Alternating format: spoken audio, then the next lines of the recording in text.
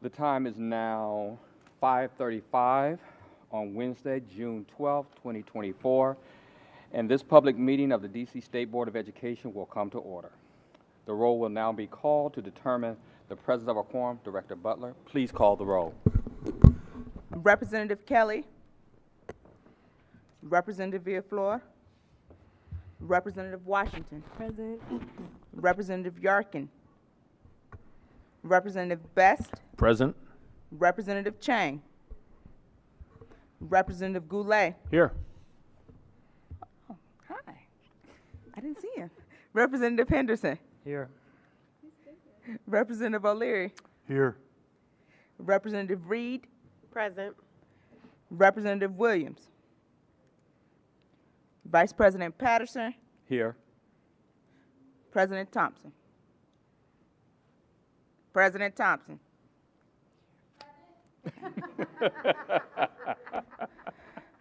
Mr. Vice President, you have a quorum.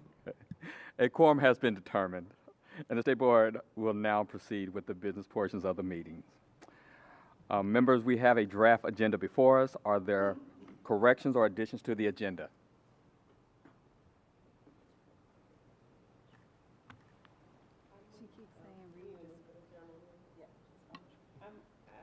I move that we move the ceremonial resolution 24-2 honoring Superintendent Dr. Christina Grant to the front of the agenda whenever appropriate.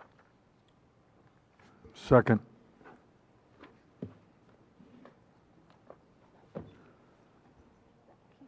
Yeah, okay. I'll count that as properly moved and seconded. I will ask for the yeas and the nays. All in favor? Aye. Any opposed? Okay, we now have the minutes from our June 5th working session. Is there a motion to adopt these minutes? So moved. Is there a second? Second. All right, it's been properly moved and seconded. Is there discussion? Seeing no further discussion, the motion is to adopt these minutes. I will ask for the yeas and the nays. All in favor? Aye. Any opposed? All right, motion is approved. I will say we're going to move the ceremonial resolution to now. We'll do that first. Ceremonial resolution CR 24-2, honoring State Superintendent of Education, Dr. Christina Grant. Based on our approved amended agenda, we will now move to that vote. Is there a motion? So moved. Is there a second? Second. And a third. All right, it's been properly moved, seconded, and third. The motion is properly moved by Vice President Patterson, and then I think Representative O'Leary got there first. Is there discussion on the resolution?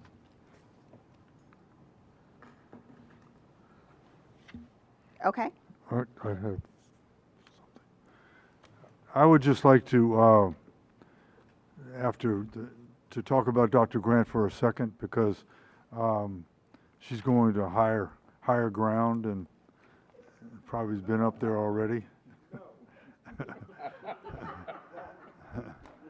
But I didn't say to the higher ground. She's going to my birthplace, Cambridge, Massachusetts. But Dr. Grant has been a advocate for the students and the parents and the teachers in the District of Columbia since she took over her job. And our relationship with Dr. Grant has been fabulous. We've done more in the past couple of years, in my 6 years on the board. We've passed more resolutions and had more standards approved than all of that time. And I just want to thank her for her cooperation. It wasn't like it was always everybody was agreeing with everything, but in her leadership, she allowed us and allowed OSSE to work together to pass all of the standards that are mentioned in the resolution. I just want to thank her so much. Thank you, Representative O'Leary. I saw Vice President Patterson. Yes, if I may have just a few minutes to talk about Dr. Grant. I just want to say I truly appreciate you. You came in and you just set a new dynamics for how we work together, OSSE and the State Board of Education, and that is all due to you and the culture that you set. You set high standards, and we worked together to achieve them. We did more, as Representative O'Leary has said, than I believe in my years here in the District of Columbia that any board has done in that short period of time, 3 years. And I will call it short because I am not all that happy that you're leaving, and I will state that publicly because I think there is so much more that needs to be done in the District of Columbia. But I do appreciate what has been accomplished in the years that you have been here. The partnership and how we work collaboratively over things. I know I came with the objective of looking at the state report card, and we did that. We had been working on that quite a few years before you got here, and we got it done within a short period of you arriving. So that speaks to your ability to build consensus, to navigate all the political minefields that were out there, and come out with something that truly affects the students' everyday learning, and we can hold people accountable for their learning. So I just want to say I appreciate you. I'm wishing you all the best in your new endeavors, and hopefully we can call on you every now and then when we run into something and need your advice. So thank you for your time. Any further discussion? Dr. Reed? Dr. Grant, thank you so much for your service to the students and families of District of Columbia. I definitely appreciated the culture of listening, and it was so refreshing to frequently go to our business meetings, whether you be there or your staff be there, and then always hear that there was going to be some sort of change or edit where appropriate or where you could, based on the feedback of the State Board of Education, which is, definitely it was a change in tone that I think as a board member, I know as a board member was very refreshing. So much appreciative of your that characteristic. I'm sure you will take that skill, et cetera, to the next place. Much congratulations to you, but you definitely leave a great legacy in DC, whether it be social emotional learning standards, the literacy component, our first ever feminine hygiene, I'm probably not using the right words, standards. So definitely much appreciated for the work and the groundbreaking standards and tone that you've set with the Board of Education, or State Board of Education. Representative Vest. Dr. Grant, I just want to say thank you for your service, as everyone else said. For me, it's also, your speech at Surge was actually one of the reasons why I decided to put my hat in the race for the SBOE. So I just wanted to say thank you. You've always been approachable. You never backed down from a conversation, even if it was something that I didn't want to hear. And so I just appreciate your willingness to listen to ideas as well as move them forward. Thank you. Representative Goulet. Dr. Grant, I just want to echo what my colleagues have said. Thank you for your collaboration. I didn't know what to expect when I joined the State Board of Education. I didn't know how this relationship was going to work, but it truly was one of collaboration. You took the feedback, from Ward 3 residents, from the community. You made every product we did better. I mean, the social studies standards I'd like to, highlight for really just a truly collaborative process where you made different iterations of it. You put everything that we said that you thought you could in there, and I just want to thank you for making this time really, truly a constructive process, between kind of sister agencies here. And so thank you, and I wish you the best of luck in your future endeavors. Representative Chang.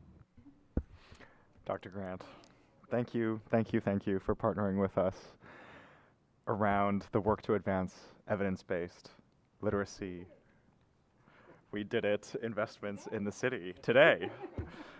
You worked with us not only to identify the research-based best practices, but also instinctually understood the steps that we needed to take to bring everyone along and be engaged in the process, from families to educators to administrators to all of our sister agencies. And the steps that you instinctually understood that we needed to take is why we are able to actually get the work to where we have been able to get it as of today. And very grateful that not only, and proud of not only of the accomplishments from the Early Literacy Task Force, recommendations that we put forward, which every agency signed off on, but also the funding that we were able to inspire, I think is the right verb, from the mayor and our council members to be able to move the work forward. So I will personally miss you in the implementation of the work, and but very grateful for how far you've taken it. Further discussion? Representative Henderson. Thank you, Dr. Grant, for your service. I know that DC is not your only home that you've had on your journey, but I do suspect you will leave some of your heart here, and just invite you to keep your eye on us and help us out as you continue your work. Thank you.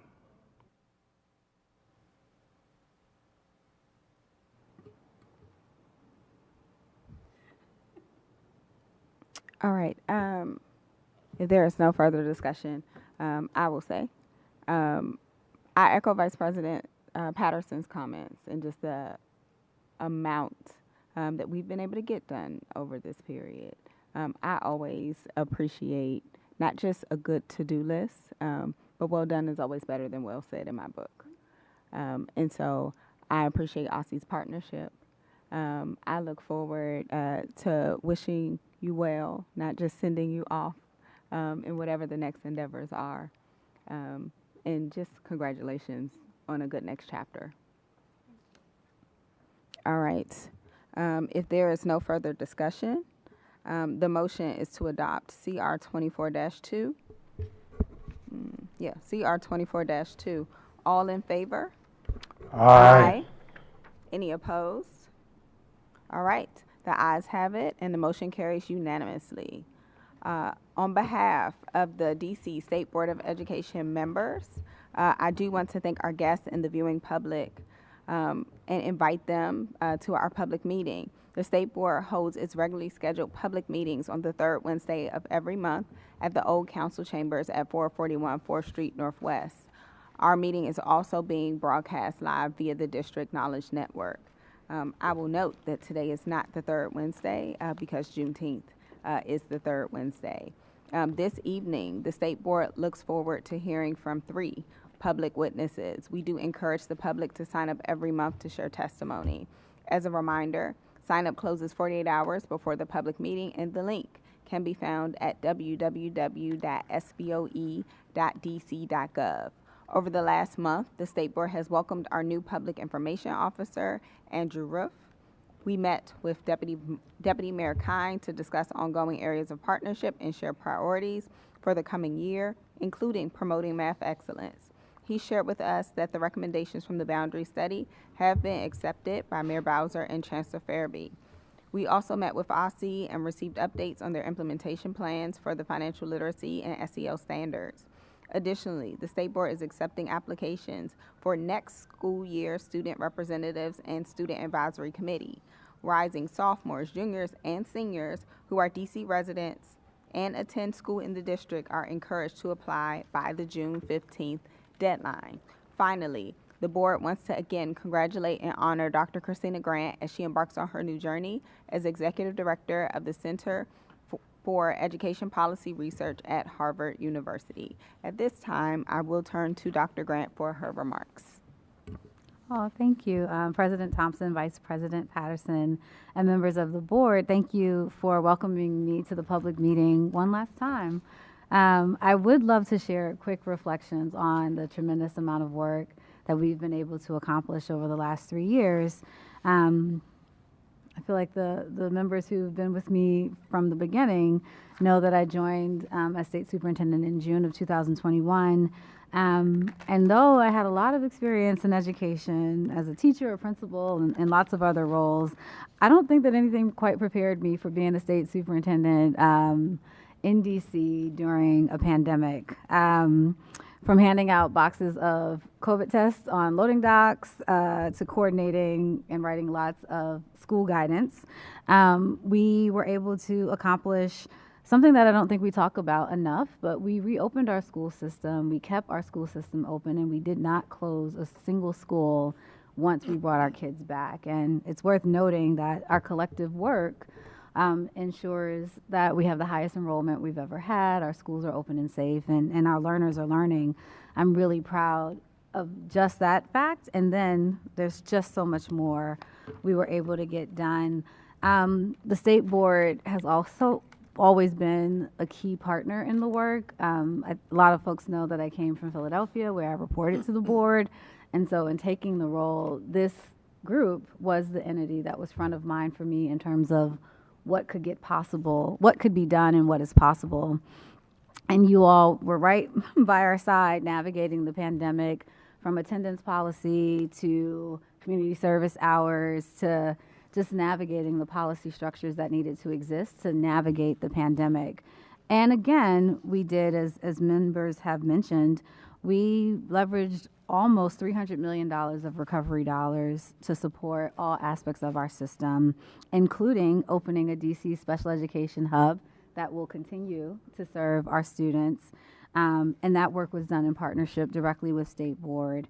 And the investments are paying off. Our scores are climbing. We have our highest enrollment. And I know that you all, as true representatives of our community and our kids, hear daily the work that we're doing and how it plays out in the lives of our children.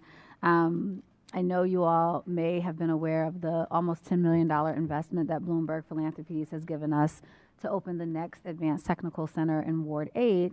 But that's also included visits by First Lady Biden, the First Lady of Kenya, the Secretary of Education. We don't spend a lot of time talking about just how well things are going and how we're hitting our stride, but it's worth noting that that work gets done alongside all of you. I keep smiling at Representative Chang because we did it. We had a task force. The literacy task force is huge, and the recommendations have played out today in that we will have significant investments in structured literacy in Washington, D.C. It's a huge accomplishment, and so thank you for a day one partnership.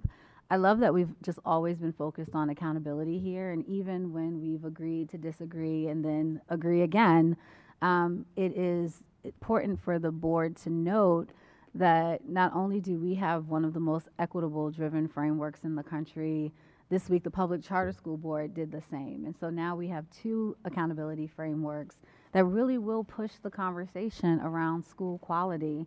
And again, because council voted today, we now get to push on the conversation regarding school improvement with accountability systems and tools and a report card that will allow you all to make important decisions, but will serve our residents and our children exceptionally well. And this board and previous boards should be really proud of that work. And though I will not be here to show you all the new report card, thank you for approving it.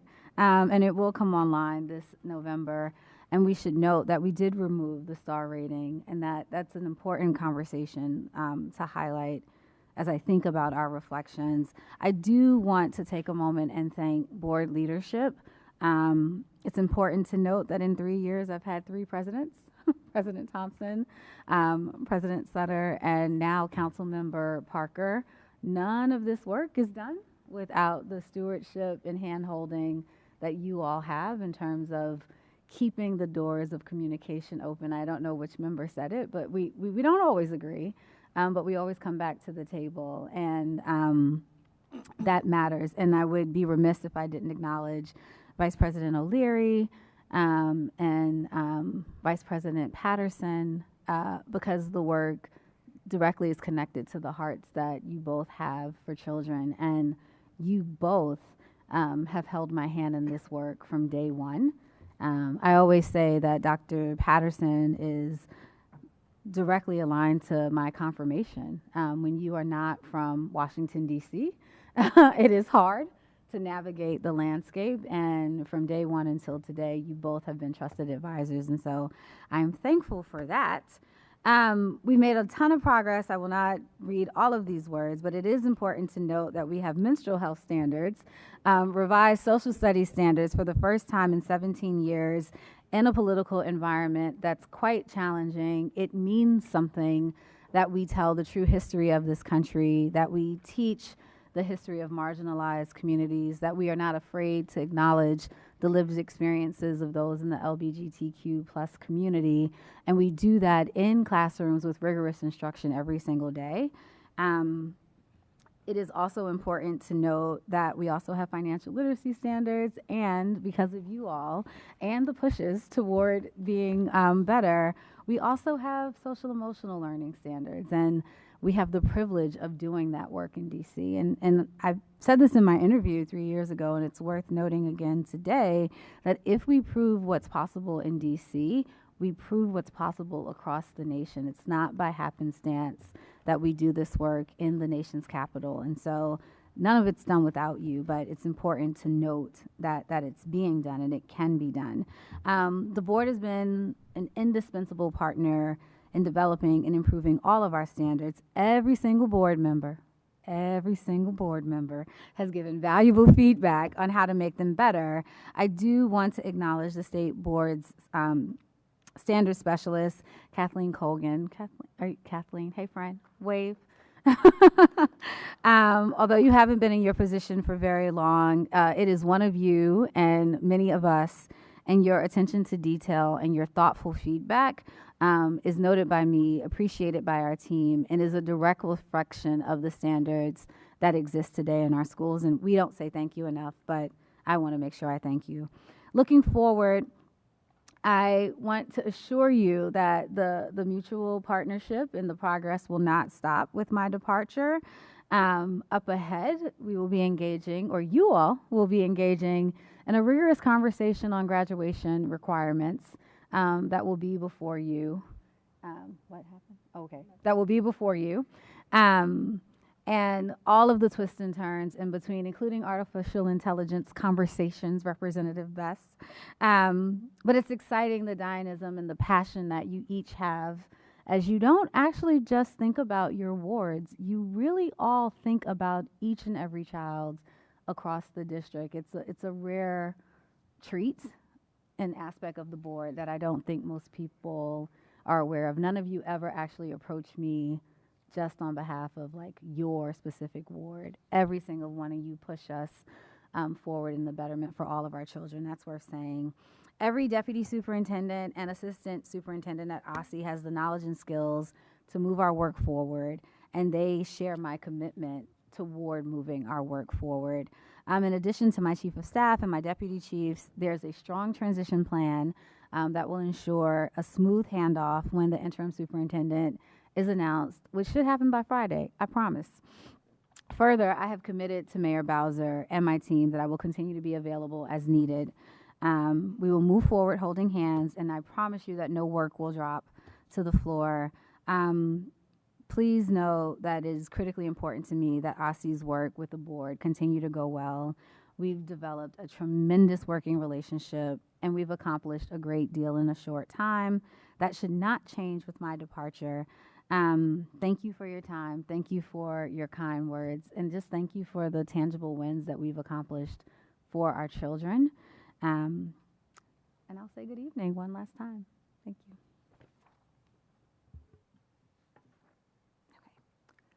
No worries. So I will say we are, I guess since we're already on a special meeting date, we're going to make a special meeting deviation from our normal agenda so we can let Dr. Grant go. But I have been asked if we're going to take a photo before you leave. So we will do that now. Okay. We will still have our break after the panel. So let's do that quickly. And what was happening was Bernice was trying to pass a frame. Nothing bad is ever happening. We got it all under control. All right, so let's move quickly, members.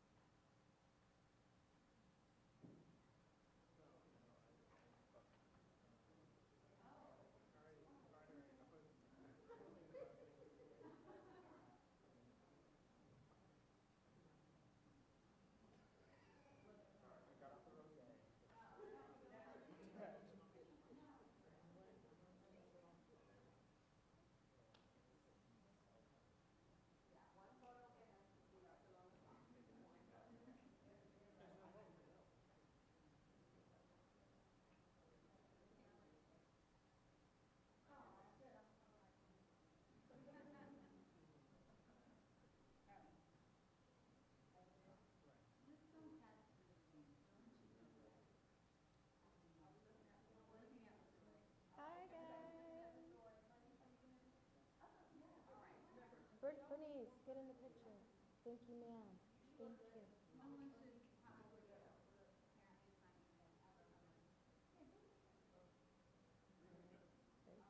Right, ready? 1, 2, 3. 1, 2, 3. Nobody move. 1, 2, 3. It's actually Jock. Jock is going to send it out. Okay. Dr. Patterson, you're welcome.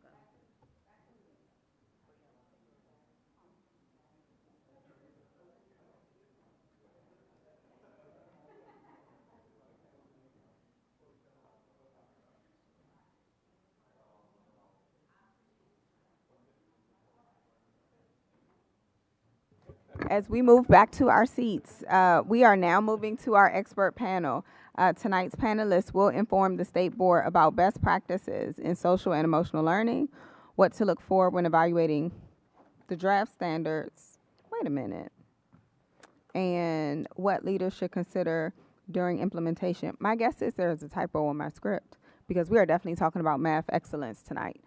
So I'm going to assume that our panelists will inform the State Board about best practices in math excellence and what we should look forward to. We are excited to hear from Dr. David Barnes, Associate Executive Director, National Council of Teachers of Mathematics, Josh Boots, Executive Director, Empower K-12, Kayla Green, Math Teacher, Charles Hart Middle School from DCPS, Dr. Dana Grosser Clarkson, Master Teacher and Senior Lecturer in Secondary Mathematics at the University of Maryland, Tiffany Williams, Managing Director of STEM, KIPP DC. Please come to the table now.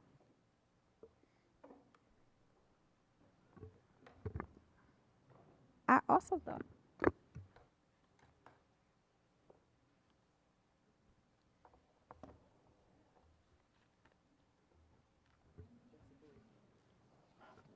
All right, each of you all have up to 5 minutes, and then we will move to one round of questions from the State Board. We will begin with Dr. Barnes, and you may start when you are ready. President Thompson, Vice President Patterson, and esteemed members of the board, thank you for inviting me and reaching out to the National Council of Teachers of Mathematics for our input. I want to frame my response with respect to 2 key elements you raised: impactful policy and student outcomes. My frame reference considers these with respect to long-term impacts and outcomes that students experience within the system, as well as enduring. I'm sorry to interrupt you, Dr. Barnes. Could you speak into the microphone or pull it closer to you? Can we reset the time?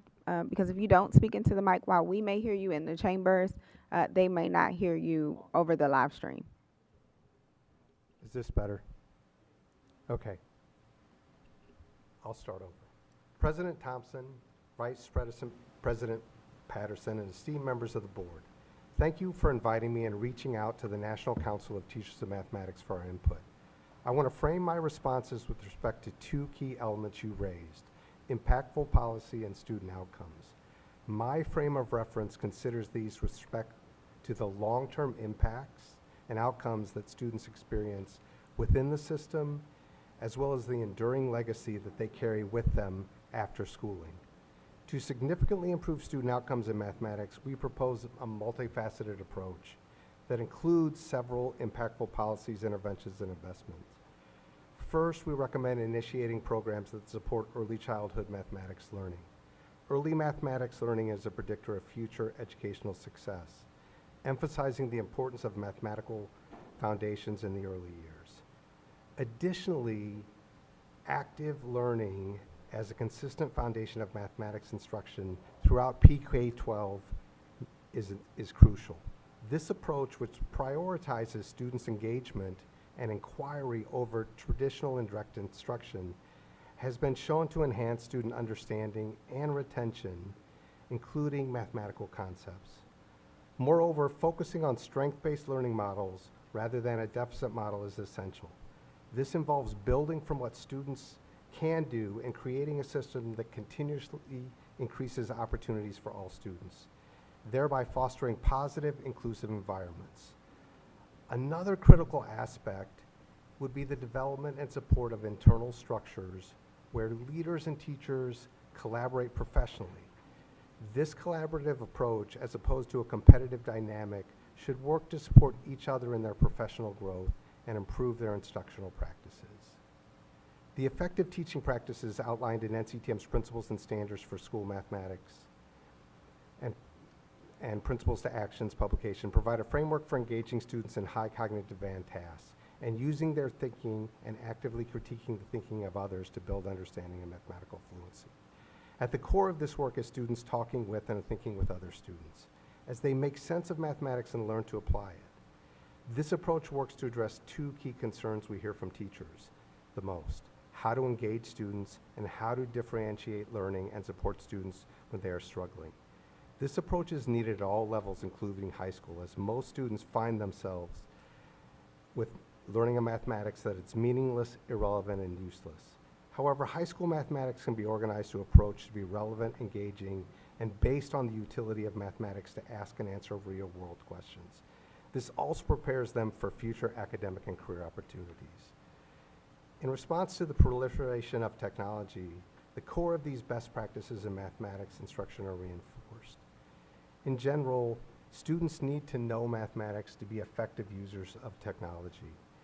While technology can handle calculations and with AI make mathematical and statistical arguments, students need to understand the relationships and make sense of the arguments to assess and meaningfully use what is given. And we need to be able to formulate mathematical and statistical problems about the context around them as competent users of technology. NCTM's Catalyzing Change series answers what mathematics should be providing all students in our K-12. One is increasing their opportunities. Two, building tools to question and make sense of their world. And three, cultivating students' belief in their abilities to learn and do mathematics. This initiative, echoed in multiple documents and position statements since its release, advocates for a comprehensive approach to mathematics education that goes beyond rote learning and focuses on developing critical thinking and problem-solving skills.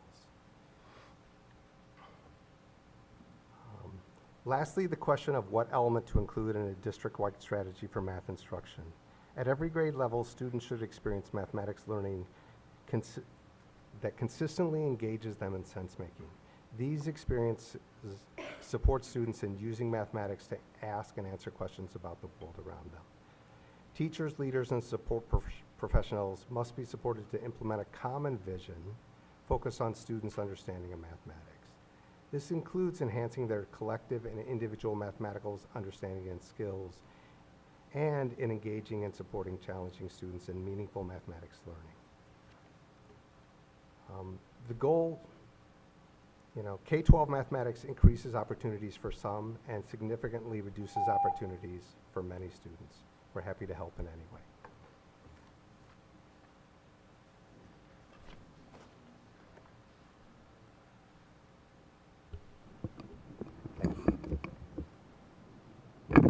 You're welcome to go, Mr. Boots. All right, good evening, esteemed members of the DC State Board of Education. My name is Josh Boots. I am a former DCPS 7th grade math teacher at Hine Junior High and currently serve as the Executive Director of Empower K-12, an organization dedicated to leveraging data and evidence-based strategies to enhance educational outcomes for all students in the District of Columbia. In March, we helped launch the new DC Math Hub initiative, a collaboration with the Deputy Mayor for Education, OSSE, DC Public Schools, and DC Public Charter Schools, with the goal of sharing data, strategies, and tactics that will lead to historic math gains for all students, especially Black and Brown youth from low-income families. I'm here today to emphasize the critical importance of supporting a statewide strategy and collaboration like the DC Math Hub. As highlighted in our Strategies for a Brighter Future math report that we released on Pi Day, the pandemic significantly disrupted the steady progress that we had been making in mathematics prior to 2020. The 2022 National Report or Nations Report Card, or the NAEP, revealed the largest drop in U.S. math scores since 1990, and DC was no exception to that trend. On the 2023 DC State Assessment, only 22% of DC students met or exceeded expectations in math, indicating that most students are not reaching grade level standards. While this situation is concerning, we looked at the data and found bright spots. as we call them, for math growth. These are DC traditional public and public charter schools that bucked the trend and demonstrated significant math growth during the 22-23 school year, with 23% of their students improving one or more achievement levels in math. We conducted virtual site visits with math teachers and instructional leaders at these schools to learn what was their secret sauce. In our report, we identified a collection of evidence-based strategies that help them be successful, including developing students' mathematical mindset and confidence, utilizing scheduling and data to maximize effective instructional time in math. They use high-quality instructional materials with a system-wide coherent strategy both at the system level and at the classroom level. They blend conceptual knowledge, procedural knowledge, and math fact fluency as part of a daily holistic instructional approach. And they support deeply teacher preparation and ongoing development to understand the math concepts and identify student misconceptions before they happen. The success of these bright spots demonstrates that with the right supports and resources, significant improvements in math outcomes are possible for all of our students. I encourage the board to consider the following recommendations as you identify an advocacy approach. First, you could support the DC Math Hub and a comprehensive statewide math strategy. We should develop and implement a collaborative, coherent strategy like we have for literacy that aligns with the proven practices highlighted in our report. We can also promote data-driven innovation. We should be encouraging schools to implement new initiatives and interventions grounded in the 5 evidence-based strategies and share granular math data so that we can learn in near real time what works. We have the tools to do this. Tools are already being implemented in our schools. We need to invest in teacher development. We need to provide sustained professional development opportunities for teachers to enhance their own mathematical knowledge, their holistic instructional practice, and to adapt to new education tools as they hit the market. Lastly, and actually to me somewhat most importantly, we need to provide parents with access to math resources. We need to support initiatives that give our parents activities that help build both their and their students' numeracy skills and a positive culture around math at home. There was an extra pause there because that to me is so important. Like, that was really successful for me as a 7th grade math teacher. By learning from our city's bright spots and supporting the DC Math Hub, we have the potential to turn the tide. Knowledge of mathematics is a non-negotiable for thriving and flourishing life as an adult in the 21st century, and it is our responsibility to ensure that all DC students have access to high-quality math education. Thank you for your time and consideration. Open to any of your questions.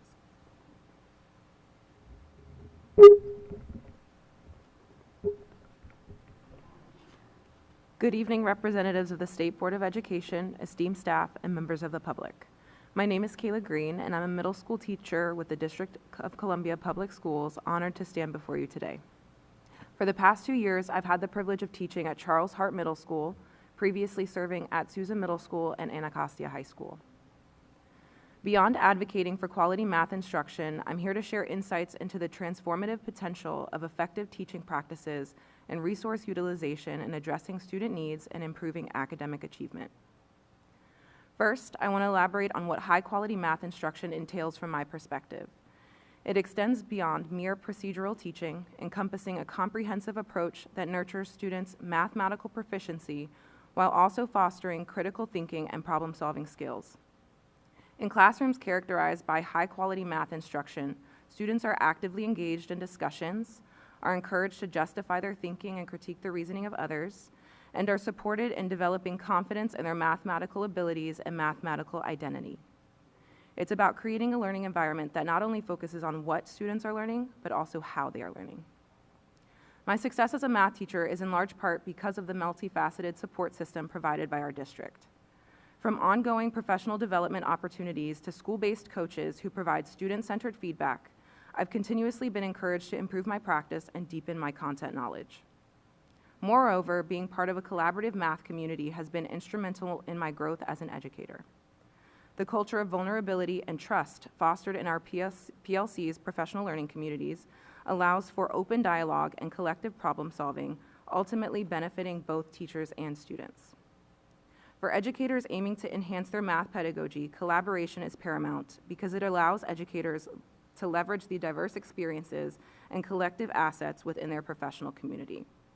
Through PLC structures aligned to school and district priorities, teachers analyze student work, seek feedback, reflect on their practices, and refine their instructional pedagogy in response to real-time data, ultimately leading to more impactful learning experiences for their students. In addition to collaboration and data-driven instruction, another essential aspect of high-quality math instruction is the continuous development of teachers' content knowledge. Teachers who consistently seek opportunities to deepen their understanding of the content and internalize the mathematical coherence across grade levels are better able to create a cohesive learning experience for students that promotes rigor and acceleration in grade-level content through just-in-time intervention. Looking ahead, I propose several initiatives to further support effective math teaching and learning in our district. Firstly, explicitly tying social-emotional learning to math practices can enhance students' overall academic experience by promoting a positive math mindset and addressing barriers to learning. Additionally, intentional teacher collaboration across grade bands can facilitate vertical alignment and ensure continuity and coherence in math instruction from elementary to high school.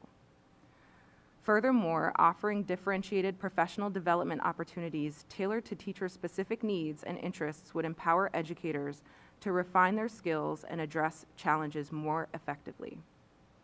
In conclusion, as an experienced math teacher, I've witnessed firsthand the impact of data-driven instruction on student learning. By continuing to prioritize student-centered collaboration, invest in content-specific professional development, and align policies to support effective math teaching and learning, we can ensure that every student in our district receives the high-quality math education they deserve. Thank you for your time and consideration, and I look forward to any questions you may have and to hearing from other panelists.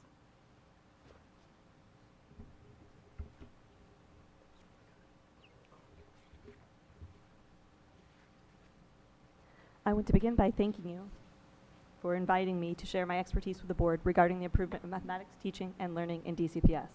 My name is Dana Grosser-Clarkson, and I join you this evening wearing many hats. I'm a parent of 2 elementary-age students in DCPS. I'm a former secondary mathematics teacher, and I'm a current mathematics teacher educator for the Terrapin Teachers Initiative and a faculty member in the Center for Math Education at the University of Maryland. I've spent the last 20 years in public schools working with secondary math students and teachers. These experiences in education have confirmed for me that teaching is complex. I am still improving my practice and learning each year with and from my students. I have learned that change is hard, change is slow, and we have a long way to go to fix many of the broken components in our public education system today. While I provide some suggestions today, unfortunately there is no panacea. There is no one curriculum that will magically improve math test scores. There is no one teaching pedagogy that will inspire all students. Take, for example, a common policy solution, the reduction in class size. Like many potential solutions in education, the research is mixed and depends on implementation and goals. We know that it isn't the mere reduction in class sizes that increases student achievement. Since the earliest research on the question, advocates have noted the likely benefits of smaller classes. More opportunities for teachers to focus on individual needs, more opportunities for students to actively participate, fewer problems of classroom management, higher morale among teachers and students. Now, these all seem like worthwhile benefits to me regardless of test score increasing. However, DCPS will need to decide the following. What are our instructional goals and the resources that are required? To situate my comments today, I will use a well-established framework called the instructional triangle. At the center of this framework is a triangle that consists of 3 components: teachers, students, and content. I take the perspective of the teacher as I explore some of these interactions, drawing from NCTM resources. Teachers. DCPS needs to attract, invest in, and retain mathematics teachers. Looking at the state of the teaching workforce published by the Learning Policy Institute in 2023, DCPS did not score well on the teaching attractiveness rating. A few measures that DC fell below the national average on were as follows: leadership support, mentoring for early career teachers, time for professional development, and perceptions of evaluation. However, none of this should come as a surprise to anyone in the room, as many of these issues have been well documented in the Washington Post for years. Moreover, DCPS teachers taught for several years without a contract and are once again working with an expired contract. We know why DCPS teachers leave. As someone who prepares new teachers as a career, I find this extremely frustrating. We cannot afford to lose the expertise we currently have in our teaching workforce or the next generation of teachers. One recommendation put forth by NCTM which would improve mentoring and professional development is the hiring of more math coaches and specialists. We know DCPS schools are understaffed and that the mathematics is a hard-to-fill position. However, we will need more highly qualified mathematics coaches and specialists in our schools if we plan to change mathematics instruction. Students. Teachers must ensure every student has the opportunity to learn the mathematics necessary to be well prepared for whatever the future may hold for his or her educational, professional, and personal lives. Not only do teachers need to ensure that students are developing skills and understanding, but also empowering students to see themselves as capable of participating in and being doers of mathematics. One way teachers can support student identity development is by facilitating meaningful mathematics discourse. Teachers can elicit student ideas and provide students an opportunity to share their thinking with their peers while giving students ownership. However, one of the challenges to this task is chronic absenteeism with a district-wide rate of 43% in the 2022-23 school year. It's crucial for DCPS graduates to have a solid mathematics foundation. Students are missing a significant amount of instructional time. Mathematics not only supports students in making wise decisions in their personal lives, but also can help prepare them to investigate the world, understand it, and critique it. We need students in mathematics classrooms sharing their perspectives. Content. Students and teachers engage with mathematical content. This content should be more than a collection of activities. An effective curriculum should provide the resources that teachers need for implementation, including support for students who are not at grade level or who are learning English as a second language. Moreover, the content that students engage with should allow for students to experience the wonder, joy, and beauty of mathematics. Implementing a curriculum with fidelity requires high-quality professional development and time for teachers to collaboratively plan. Hopefully, I've shown the relationship between teachers, students, and content and how they are intertwined. A change in any element in the instructional triangle requires time, funding, and support. It should be noted that this system is much more complex. This instructional triangle is situated in a larger circle of environment. First and foremost, we must ensure a healthy school environment where basic needs are addressed. All of our students must have access to safe and healthy schools.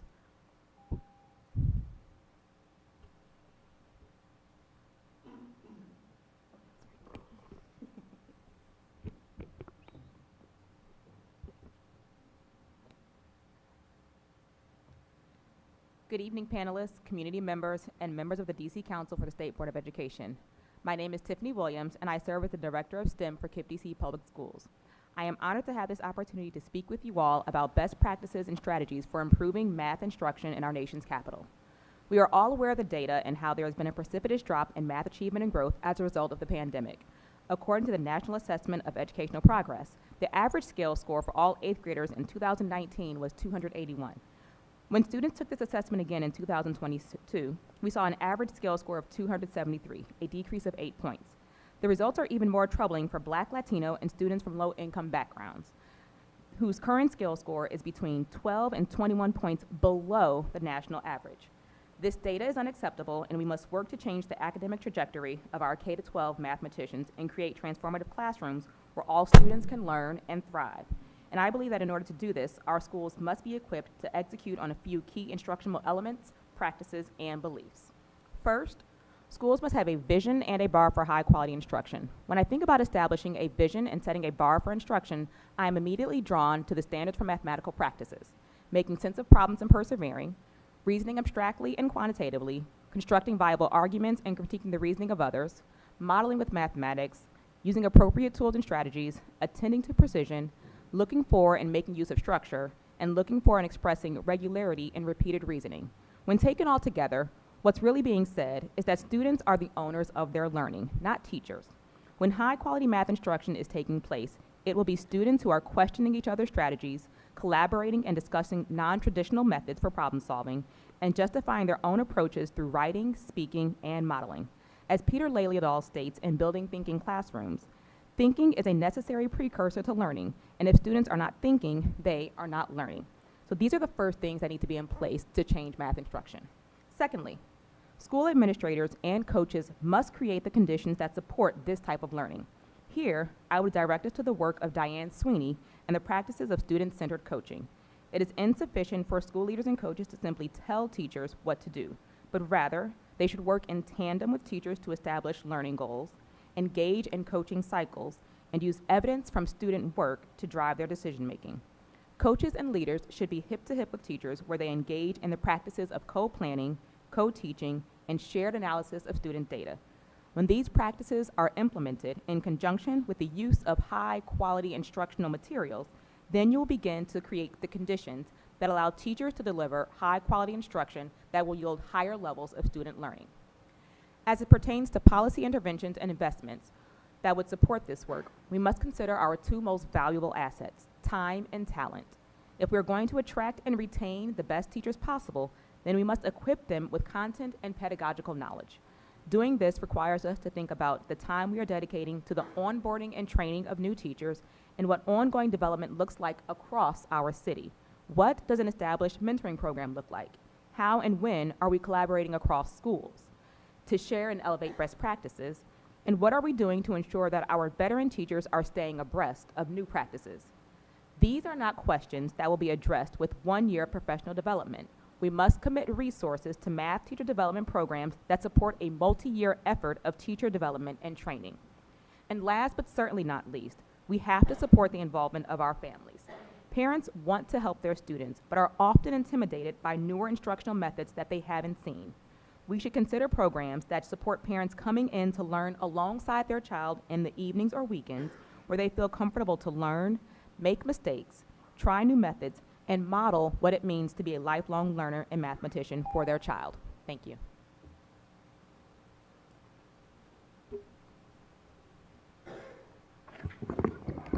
I want to say thank you again to our panelists, and I'm actually going to turn to Director Butler to call the rounds of questions from the State Board. Each of you, Director Butler will call the round of member questions 3-minute rounds. That is a reminder to members and to a new information for panelists probably, except for Mr. Boots and Ms. Green, who have been here many times. The 3 minutes does include the members' remarks, question, and your response. All right, Director Butler. Thank you. We're going to start with Representative Kelly. Hello. Thank you all for your responses. So I know, Ms. Green, you brought up how students should learn, and I was thinking, well, my question to everyone is, how does everyone feel about more implementation of using technology? Because for me, my teacher at school, he's an okay math teacher. But for me, like, just to get caught up in class and make sure I actually understand what I'm learning, I use YouTube and Khan Academy. Like, those are two good websites, especially Khan Academy, because it helps you prepare for advanced math courses, AP courses, and then also it really helps you study for the math portion of the SAT. So how does everyone feel?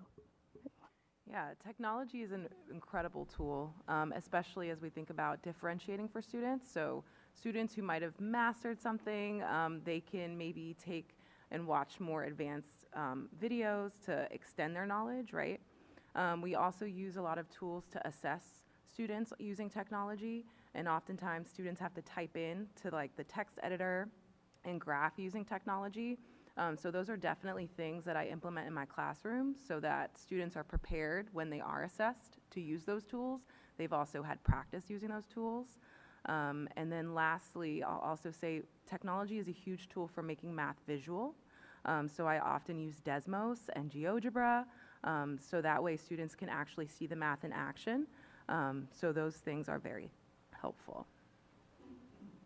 Yeah, thank you. Representative Washington. May I, we still have time on this. I'd love to hear other.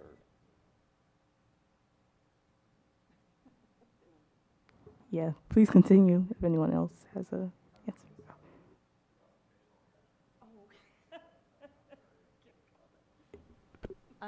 I think technology has a great place in classrooms. I just think it has to be intentional when it's used. I think it has to be programs that have been vetted, that teachers can use and have reports connected to them so that they can make sense of the data from the technological platforms, and that it's not just students being placed on technology without any teacher support or coaching or training with the program, so that it's not just a way to occupy a student's time, that it's being used to actually improve instruction and drive results.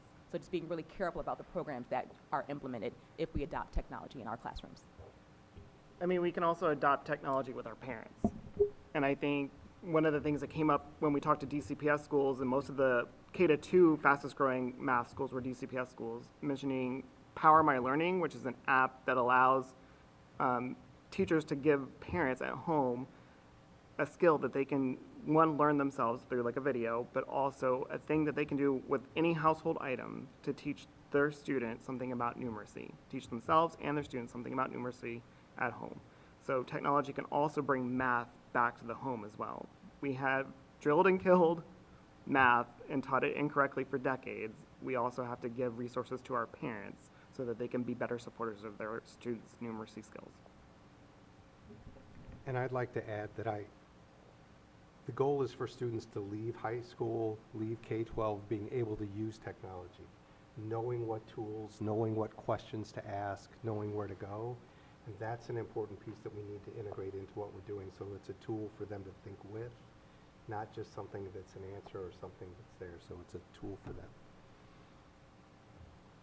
One of the math practices is using tools strategically, and so definitely students being able to, think about, is this an effective tool to use? And I absolutely agree in terms of, teachers using completely vetted platforms and making sure that they're moving students intentionally.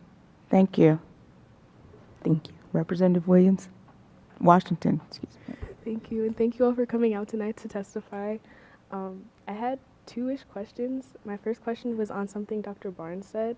You mentioned an importance of early math learning policy initiatives, so I was wondering if there were any other states that had an early math learning model or initiative that you particularly liked. That's a question for everybody on the panel. I think the question was about early math learning and doing that. It's one, I need to go back and look, and I can find some resources of places. I don't know of places that are doing it statewide. Okay. It's a real challenge because it happens in different places.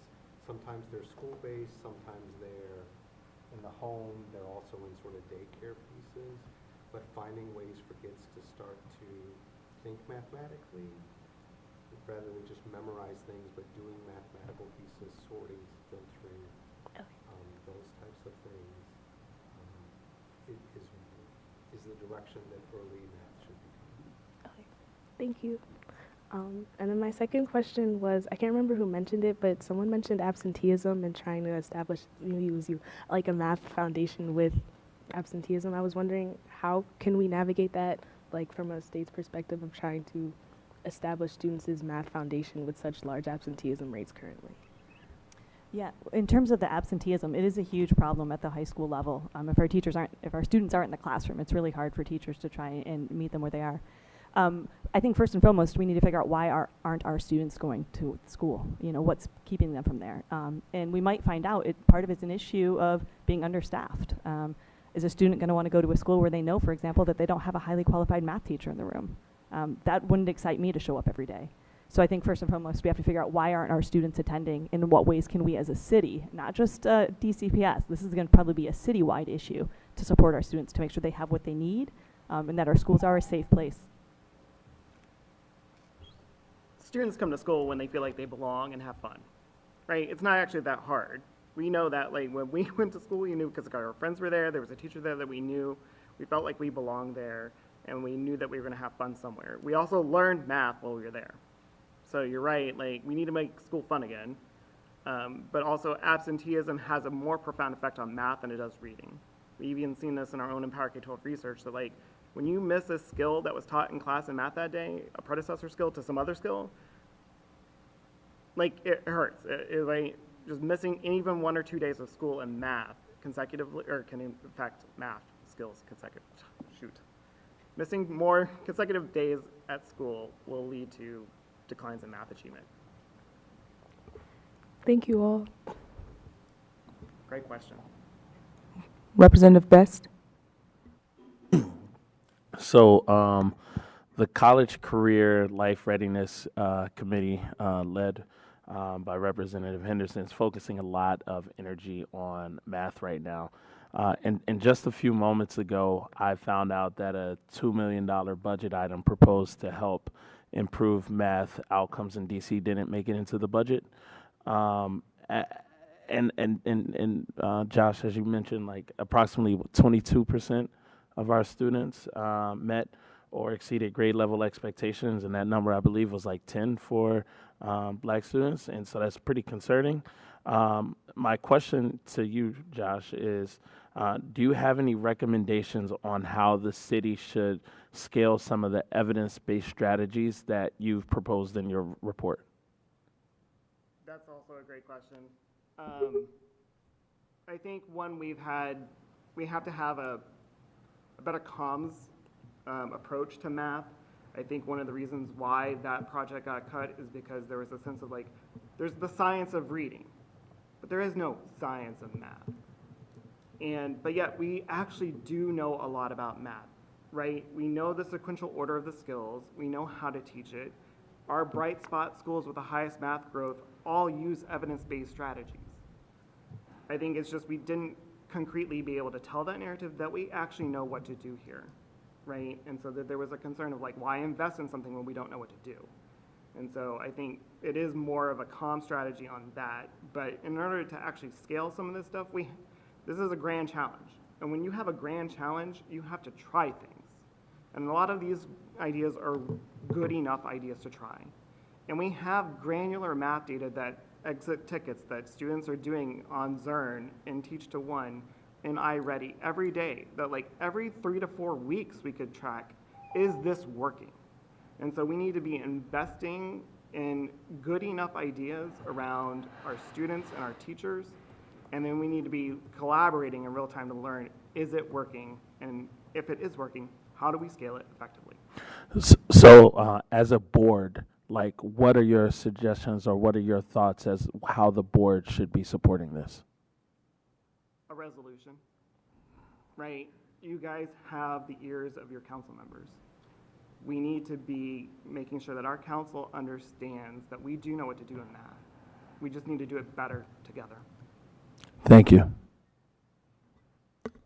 Representative Chang. Thank you all. First, want to acknowledge the immense amount of work that Josh, you and school leaders like Pat Brentley at Friendship and Russ Williams at Center City have already put together to be able to move the work forward and gain the insights that you have shared locally, and appreciate the work that you've done and the communications that you've done to kind of bring this all together, and the letter that you put in the Wash Post, and my colleague, Representative Best, for also sharing really important insights in the DC line recently. Also want to acknowledge how amazing our student reps have been and are, and how much I'm going to miss your questions in the fall when you go to college. Dr. Grosser Clarkson, I also saw you take some notes, and you didn't finish your full testimony, so would love to just give you some time to either respond to some of the notes that you were taking while folks were speaking, and any other additional points that you wanted to share. Thank you. I tried to fit all in. The last part I was just closing with is that to make sure that we're, and this goes with the absenteeism, is make sure that we're sending our students to buildings where they feel safe and they have working HVAC, they have drinkable water. I mean, these are basic needs that should be at all public schools in our nation's capital. We should not continuously see teachers on social media talking about, leaking ceiling tiles and things being ruined, and, students having to wear coats. Like these are not learning conditions and learning environments. So we need to make our school buildings a place that students want to go to. They want to be there. Some of the notes I was taking along the line, the ECE childhood, there's a lot of different ways we can incorporate math. You don't have to, math can be incorporated into literacy, and there are many programs out there that do that. That I think is an easy sell, especially a lot of times we need some extra PD for elementary teachers who don't see themselves as math people. They identify as literacy people. Well, there are many curriculums and programs out there where literacy and math are embedded together. So looking at some of those. Also thinking about some of the programs we already have in the district that we just continuously cut. Things like food prints. Cross-curricular programs that students enjoy that have the opportunity to learn mathematics, like food prints, should not be something that's on the chopping block for schools every year and have schools have to advocate to get things like that. So thinking of things that we already have that we can invest in, that lots of mathematics learning can take place, it just might not look like maybe a formal mathematics classroom that we might have a vision of. Is there a particular jurisdiction, I know that's not statewide perhaps, that you're turning to and finding is doing interesting work that we should be keeping watch of? I think we have an interesting position here in the nation's capital. We're surrounded by a lot of districts trying a lot of different initiatives out. We need to keep an eye on what are folks doing and seeing what's working, and recognize, though, that some things are going to work in some places and not in others. Okay. It's not a one-size-fits-all for everybody. Okay. Thank you. Representative Goulet. I want to thank you all for your testimony today. All of your perspectives, I think, were really helpful on this. To me, math was always my favorite subject. I love math, but I know that's not easy. And I even like looking at what my kids' math, because you can see how it's changed. There's new techniques, new strategies, and I still love looking at that and seeing what's different now. But I want to try to figure out what we can do, since we didn't get the additional funding that Representative Best mentioned. We can do a resolution, but what should be our game plan then over the next year? Because the budget just kind of went by us now. That opportunity to fund it has passed, at least until next year. So what during this 12-month period can we do? Is it too bold to think we can rewrite the standards without the additional funding? I know we talked about that, updating the math standards here in DC. What do you see as the next steps, absent additional funding, that this board can help you concretely get done between now and the next budget cycle?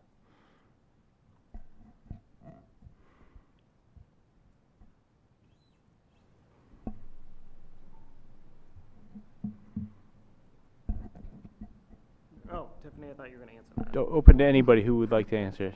Well, one, we do have bright spots, right? Yeah. I think it is, you have access to educators, and we need to have more panels, but focus on each one of these individual strategies. You could have a panel just focus on how do we build students' math confidence, right?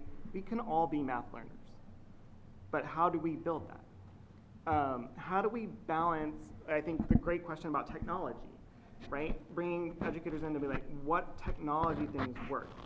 There are these 5 strategies. These 5 strategies aren't just the 5 strategies that work for DC schools. The National Council on the Economy and Education published a report last month about thinking differently about math. They had looked at what the countries that haven't gone down during the pandemic in math, what do they do? And it's the same strategies.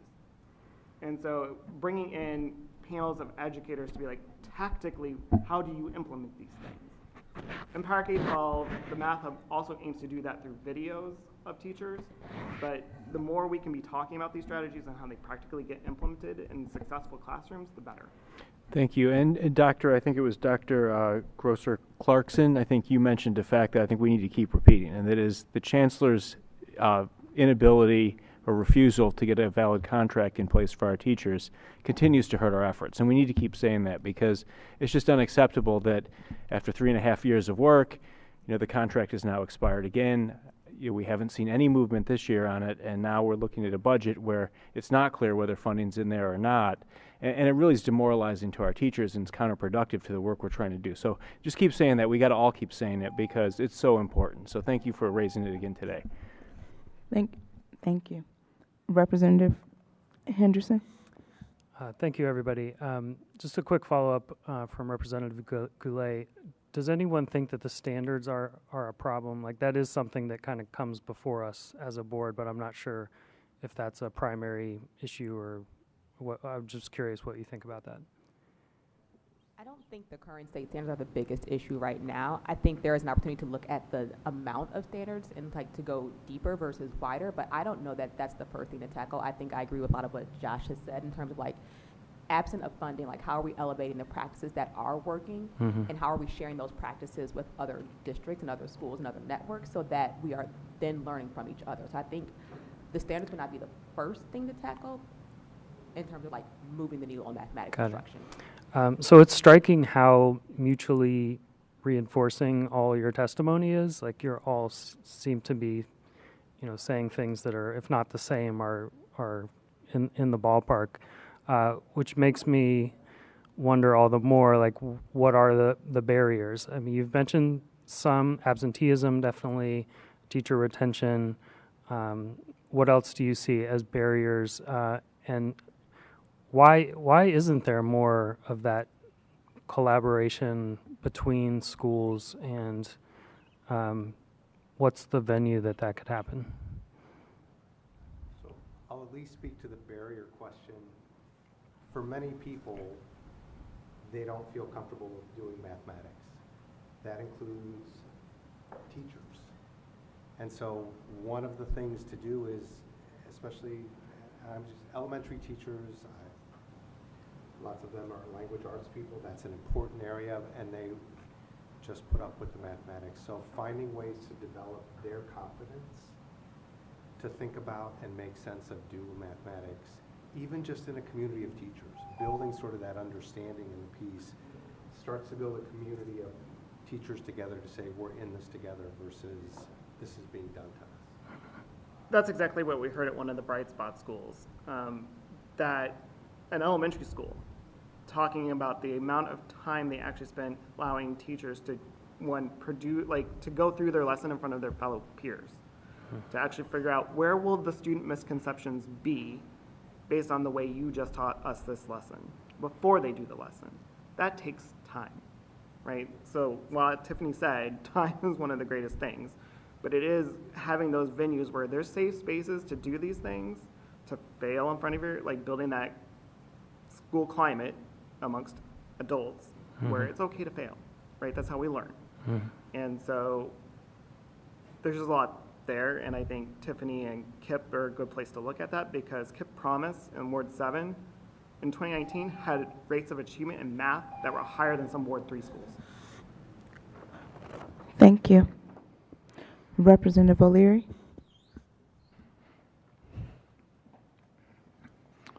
This is really depressing to me. And I'll tell you why. Not because I was any good in math, because I wasn't. But I also know that math is hard. And we don't spend enough time. I'm an English teacher. And I always tested my students at the beginning of the school year to find out where their reading levels were. And I taught them at those levels to try to pull their reading scores up. Are there any, does the system test students at the beginning of the year? And I'm really talking about elementary school students, all right? I'm not talking about secondary students. Do the students, are they tested at the beginning of the year to find out where they are in math? And how is the teaching done to get them at a different level? As a parent of 2 elementary age kids, yes. And can y'all please speak up into the microphone, just for my old hearing? Yeah, as a parent of 2 elementary age students, I can say yes, there is lots of testing. In fact, maybe too much testing is going on. There's beginning of the year, there's middle of the year, there's end of the year. There is a lot of data at each grade level being collected on students in terms of mathematics. Okay, I'm not talking about testing for the teaching for the test. I'm just trying to find out what do they know at the beginning of the year, and how are they how are they taught not to pass a test, but how to do math? Because like you were saying, like Eric was saying about the new math, I wasn't able to teach my children how to do math after the 6th grade because I didn't know what was going on in the classroom. But how are they taught to be better students in math? So I think to your first question around, like, does testing happen to determine levels? Like, there are assessments available for teachers to use to, like, determine a student's assessment. There's the MAP assessment. There's iReady. Like, these are assessments that are given to students at the beginning of the year to determine their performance level. I will say one of the things that has become challenging with this is, like, once we get that data, helping teachers use that data to inform their instruction, and that depends on, like, a school schedule. Do I have a responsive block in my day that allows me to then group my students intentionally based on their performance, or how am I able to use this data? So there are a lot of assessments. I think we have to think about how we equip teachers to use that data better to make informed decisions. Okay, my time is up. I just thank y'all so much for opening up the wound, so to speak. Dr. O'Leary, you too are also a math person. I guarantee it. Thank you. Representative Reed.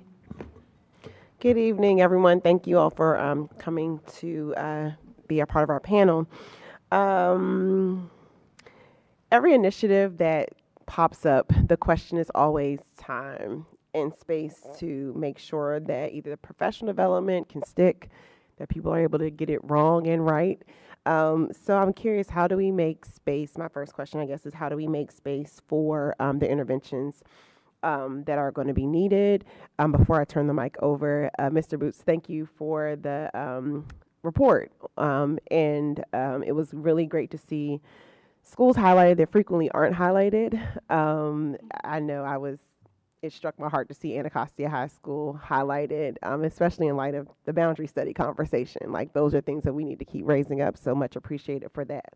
Okay, now I'm ready to turn it over. How do we make space to do this right, or start? One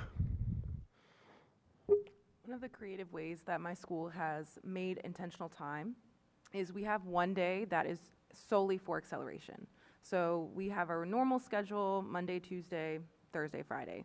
But on Wednesdays, we have our acceleration day where students have flexible groups where we use that data and we actually move students around based on what skills they need support in or if they need acceleration. So we use that time not only to accelerate students, to support students, but we also have a longer planning period on that day. Where a lot of those conversations can happen, where a lot of that planning and data analysis can happen. And that's Hart Middle School. Just want to reiterate that. Go ahead. I want to emphasize, again, this notion of time, and that teachers need time. Right now, a planning period is not enough, especially if you're getting pulled to teach somebody else's class who's not there that day. Teachers need dedicated time where they are collaborating with their peers. The question earlier was, what are these other countries doing? Well, a lot of the other countries give teachers significant more planning time. That's one way DC could stand out from the crowd of all the other districts right now, is by giving teachers the time they need to do the things that they already know how to do. So I would say time is a huge element that we could impact without too much budget impact. That was going to be one of my questions about the COVID. I was like, oh, well, we were in a pandemic, and it was interesting to hear there are places that sustain certain scores. So I'm glad you touched on that, Ms. Williams. In terms of time, just thinking about, like, there are two parts of the student's day, like their core instruction that needs to happen in like the core block, but then also like time for responsive teaching during the day. So like after I go to my core instruction, do all schools allow for like responsive teaching to happen, and not just for students who need additional support, for all students, so that if I'm an advanced student, I'm getting support on my level. If I'm a student who is below grade level, I'm getting support on my grade level. So I think that's one of the things to think about. And then like the time for teachers to collaborate, like weekly planning meetings together, really should be happening across schools. Vice President Patterson. Thank you. I really appreciate you all coming to talk about this very vital issue. I'm a parent, so I start from that perspective. I have 2 DCPS children. I also have a daughter that is an educator who one of the members actually got to tutor, so to speak, in her work around math at KIPP DC, so I appreciate that as well. Math is hard. I know as a parent it scares me. Both Ms. Williams and Mr. Boots, you guys highlighted in your testimonies, in your written testimonies, about parent involvement. I want you to speak to that a little bit more. What does that look like for a parent, and I include myself, where math is intimidating at times. Our kids' math is intimidating. I have a whole doctorate, and I'm still scared of it somewhat when my kids bring their math something.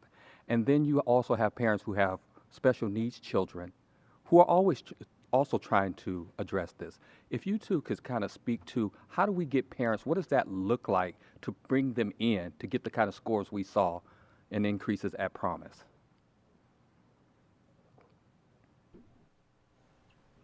One of the things that I mentioned was, in fact, having like math nights for families, where in advance of a module or a unit starting, families can come in and learn from teachers like what's going to be in this module, what might you expect to see on your children's work or their classwork coming in. I know that takes more time and that's an extra layer, but like if we're truly talking about doing things outside the box and outside the norm, then like having those evenings when parents do have a chance to come into the school, learn from the teachers what those strategies might be that students are exposed to. There are also ways to get creative with that if parents can't come in. Like, I know one of the things our school is thinking about doing is creating parent-facing videos that explain the math, and those will be posted on our website so that parents can then at least watch the video for the upcoming unit of study and see the strategies, so that they can at least have like the basic level of understanding. So I think there are things that schools can do to be creative in terms of like getting parents and information because they do want to support their kiddos. I mean, there are math kits that we could supply as a resource. DCPS had a math expo for families to come and learn about what kinds of resources that they could have. I mentioned Power My Learning, which is an app that has those sort of same videos that teach the parents the math first before they do the activity with the kid. But that activity is aligned, that skill is aligned to what was taught in the classroom. And I think that's important, is just like that it's in the moment, it is meaningful, it's impactful, and it's fun. And those are the kind of resources that our parents need. I just want to say in closing, I appreciate you both because you guys proved the point that children that are east of the river specifically are very capable of learning and meeting proficiency in math and making great gains. So I truly just appreciate the work that both of you guys are doing in your respective jobs. Just thank you. Yep, this is our moment, right? I'm going to take the time to take the extra second. This is our moment. Right, the Thank entire you. country is down from the pandemic in math. For 2 decades, our scores nationwide in math have been flat or declining. Thank you, Mr. Boots. This is our moment. Sorry. President Thompson. I guess you said you just gonna put all 3 minutes to work, Mr. Boots. Yes, which I appreciate. We have done the math on the timing. I think it was Ms. Williams. In your testimony, you mentioned teacher development and how and when we should work together. I'm curious, KIPP is our 2nd largest LEA. I'm sure you have some opinions about when we should be working together. And I would be curious what those opportunities are, which of them we're taking advantage of already, and where we should be taking more advantage. When you said, I missed part of the question. You said when we should be working together? Yeah, or when teachers and like when you said in teacher development, how and when we should be working together. Like we should be working, yeah. Yeah, I was thinking more along the lines of like how coaches and administrators work with teachers. I think historically we've seen a lot of like telling of practices, and just telling someone what to do, as you all know, just is not as effective as showing them and doing it with them hip to hip. So when I think about like the teacher development, it can't be just like at a one-time PD. It has to be ongoing, where a coach or a school leader is working with a teacher in terms of like co-planning a lesson, not just giving you the resource to do it, but I'm sitting with you, next to you, planning with you. I'm sitting with you, next to you, looking at your student data to make informed decisions. So I think we have to do more of this work in collaboration versus in isolation, and like as a like accountability metric. Okay. Coaching and develop is not about accountability, it's about student learning and like That makes sense to me. I think I have a follow-up question then. So not all of our LEAs are big enough to have a bunch of coaches. And I heard, I think it was you, Dr. Grosser, talk about like we actually needed more math coaches in certain instances. What are the opportunities there? I think along the lines of just what was said is this notion of modeling. Teachers need to see what it looks like and how it's being done and have support in their classroom. They need someone next to them working with them on those activities to see like what happens when I try to implement it. They've got to have somebody there to help guide them. They've got to see somebody else do it in action. They need more modeling, so that they would need somebody in their classroom. So should that be mentor teachers? Should it be something else? Should we be leaning on like cross LEA opportunities for PD? Like what does that look like if you don't have a math coach? Gotcha. I think there are opportunities for across LEA. I've been talking to the leaders at Friendship. This was through like the work of Josh Poots, like been working with people at Friendship and thinking about like how do we plan together. Like they came to They were invited to our most recent PD. So I think there is opportunities for us to work across LEAs to be smarter, because ultimately we want all kids in DC to do well. It's not about just KIPP or just Friendship or whomever else. Like, we should work together to like plan those PD opportunities. I think I did mention mentor teachers in our work. We're doing a teacher leader cohort next year where we're taking our more veteran teachers, giving them additional training so that they can then be incubator classrooms for newer teachers to come and observe. All right, I want to thank our panel. There are no additional innings, Mr. Boots, but this was you all's moment. I will reiterate, though, that not only are all the testimonies posted to the website, but just because we have a panel does not mean the conversation stops with you all. So we do very much appreciate your testimony. You are welcome to leave the table now. We typically have a recess for 5 minutes. Are all of our public witnesses here? Because we only have 3. Okay. If it's okay, I'm going to ask us to, instead of a 5-minute recess, just push through because we have 3 public witnesses and no more administrative votes for today. And so, in the essence of time, I'm going to ask that we hear testimony from our public witnesses now. We do hear testimony at every meeting, and your comments become part of our official record. If you would like to speak at a future public meeting, please sign up on our website at sboe.dc.gov or contact our staff by email at sboe@dc.gov or by phone 202-741-0888. Tonight, we have 3 witnesses who submitted public testimony. We will hear from those in attendance in a single panel. Each witness will have up to 3 minutes to provide comments. Please note that you must use the microphones at the table, which are already on.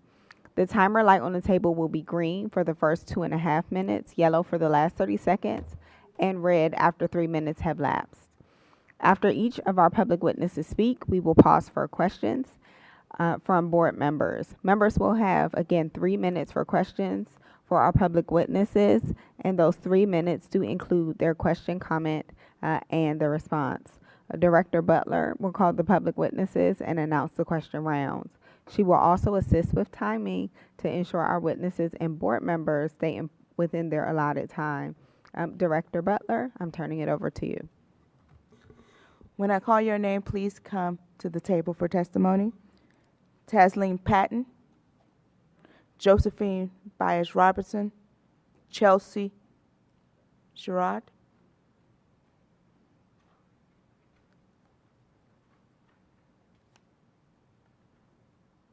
Okay, well, we will begin with Ms. Tasleen. Good afternoon, District of Columbia School Board members. My name is Tasleen Panton. I'm an active duty service member with over 28 years of service to our country and currently residing in Southeast DC. My child is a student at School Without Walls, Francis Stevens at DC Public School. My emphasis is to DC Public Schools due to my oldest son graduating successfully out of the DC charter school system with a strong support system and proactive school leadership and engaging principals. This environment resulted in him obtaining a full academic scholarship to college, and now he's a pilot. I'm here today because I am concerned about the policy and procedures in place to support parents that have issues with the local school principals. My child had issues with bullying that I addressed to the school principal on numerous occasions, but fell on deaf ears for many months. My concerns became even more heightened when my child started making ideations at the young age of 8 that would frighten any parent. Due to this, I frequently engaged the school and local agencies beginning in November 2023, requesting help. I finally received assistance that I requested in May of 2024, which is over 6 months later and towards the end of the school year. Agencies such as the Manager School Climate and Bullying, I'm not going to name names, investigated and said there was no problem and closed the case. He also mentioned in email communication that I have, since I was selected by the school through the DC lottery, that I could basically go back to where I came from. I guess I'm assuming that he was trying to belittle me and saying that since I came from Southeast, I can go back there. Also, I reached out to the Ombudsman's office and other agencies and didn't receive any help. The relationship at the school continued to be toxic, but I still engage and engage professionally. Finally, my request is to provide new families, especially service members that come into the district, with effective tools and one streamlined system, one agency to get information and help for their child. Again, in late May, after many attempts, I finally received acceptance from the Office of Integrity and Gwendolyn Payton, which oversees principals in the section of the city. Thank God, none of the actions that my child mentioned were actually acted on, and I did finally receive help. But again, it was late and the process needs to be streamlined and there needs to be support for service members coming into the district. Thank you.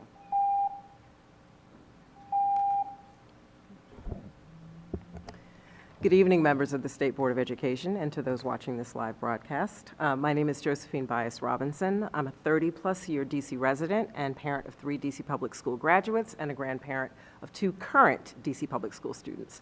And that's my most important role, so that's why I'm sharing it. I'm also the former Chief of Family and Public Engagement for DC Public Schools, so I know a little bit about our school system here in DC. But I'm here today in my capacity as the Executive Director of the DC Education Research Collaborative, an independent research practice partnership authorized by the city in 2021 and incubated at the Urban Institute.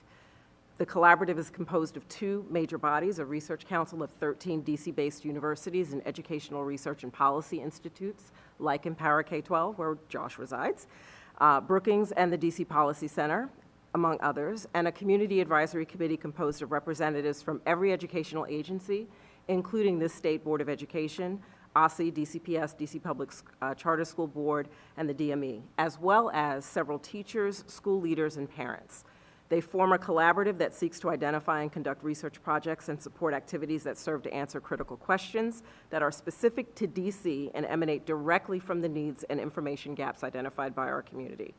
Our primary goal is to bring evidence forth that helps to bridge research and practice, and we undertake work that is responsive, actionable, and tangible to what teachers and those working in and with our classrooms need, not just information for publication. However, we are not an advocacy group. What I'm here to do today is to note that we have access to student-level data that enables us to be a critical support partner. And while the collaborative is new, we can be an important part of the education ecosystem, and more specifically, as we consider the approach to development of comprehensive statewide math strategies, our focus on research and evidence can be one of the key drivers, particularly since there is less efficacy data on math and literacy. Doesn't mean that there's none, it just means that there's less. Members of the Collaborative's Research Council have broad expertise in math education and professional development and are eager to be engaged. We were pleased to be the co-host for the recent DC Math Summit in April that was put on with Empower K-12's leadership. We convened national researchers in math education. We put a spotlight on and amplified the knowledge, expertise, and experiences of our bright spot educators, and we are enthusiastic partners as we look to develop a DC Math Hub to build on the things that we have identified, the knowledge and experience of our educators, and all of the work that we have available to us and knowledge that we have here in the district. So for that matter, I want to just to reinforce my willingness to be a partner in this work, and that we are all math people. We can do this work together. Thank you. Thank you.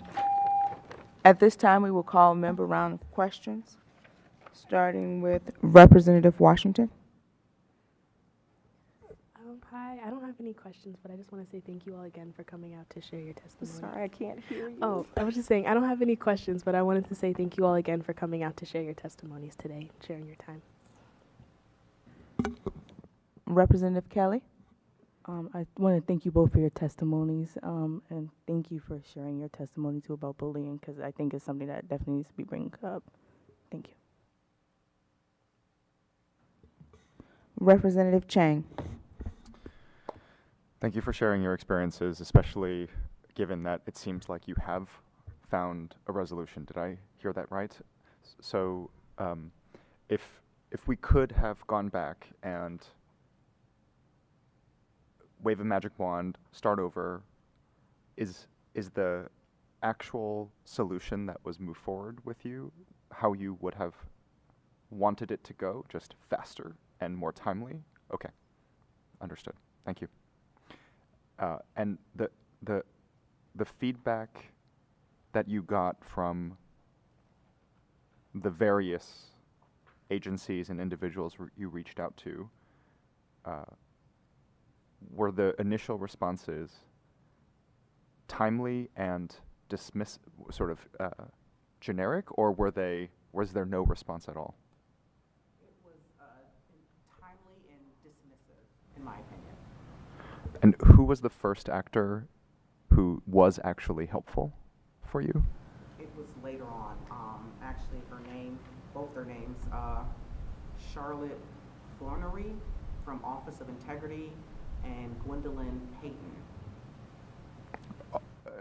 From the Office of Integrity. Okay. Okay. Thank you. That's very helpful, and we'll look into it more as a. One more very specific question is: did you ever get a response from the Ombudsman's office? That was towards the end, in May. Also in May. And they were engaged in November of 2023. Okay. Thank you. Representative Goulet.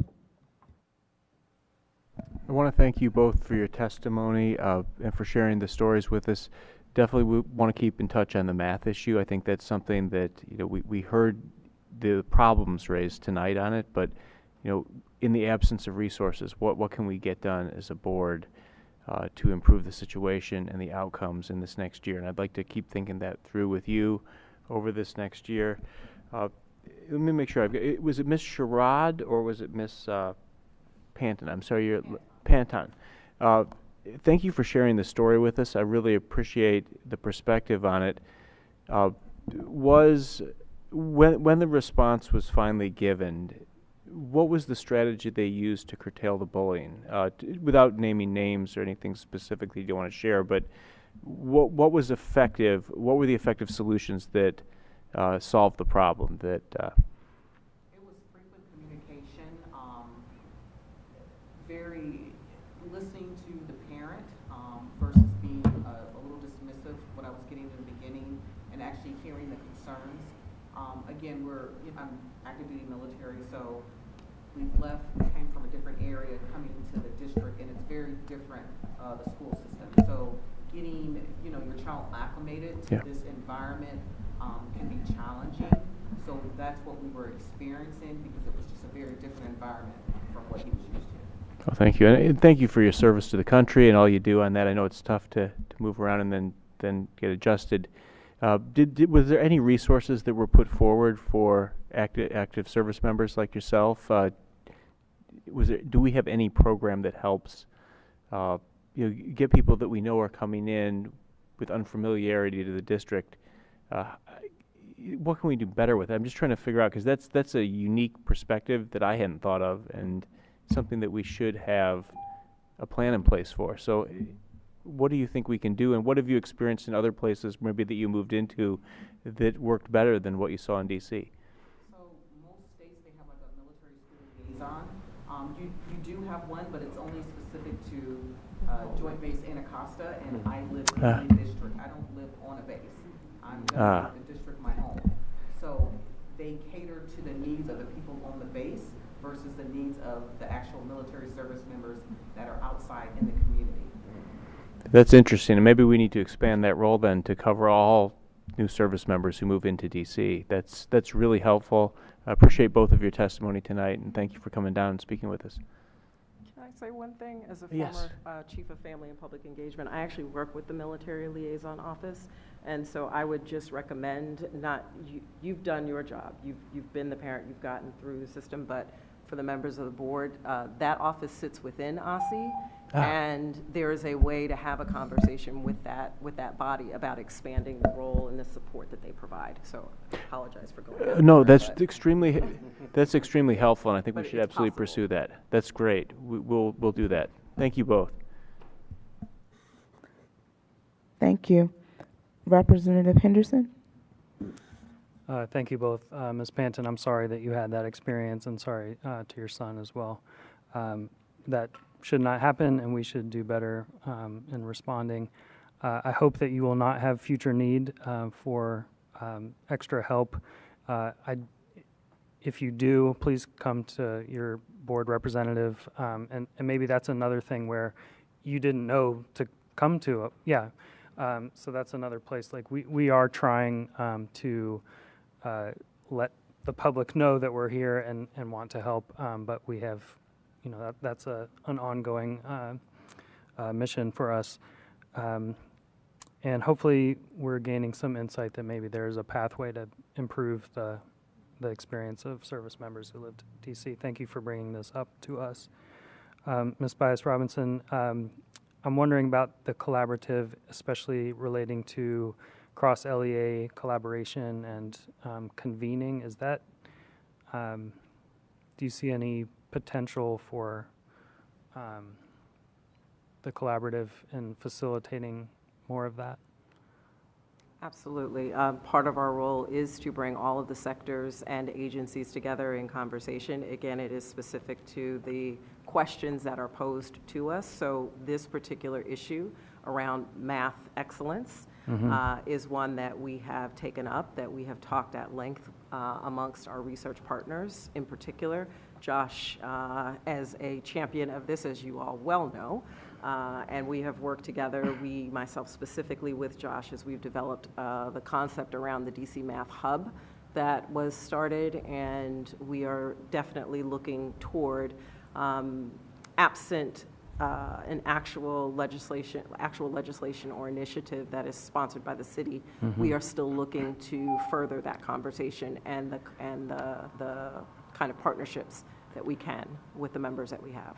And what would be needed, specifically funding-wise, to keep that going? Like, is that a place you would need a grant or like, what would that look like? Time and money is always required. Specifically for the collaborative, we are independent. We are not funded by the city as of yet. Currently, we've asked for some resourcing, so that's new for us this year because we again, we're not funded by the city when we were authorized. The work that we're doing with the Math Hub, we sought support from the city, and that did not make it into the budget either. But going forward, we continue to have conversations, not just conversations to talk, but we are continuing to lift up and work collaboratively with all of the partners that created the Math Summit. The DME, OSSI, others are all invested in working on and lifting up the work that we've already done. Yeah, thank you for what you've done. I just want to make sure we can keep doing it. Money is always a question. Yep, thank you. Representative O'Leary?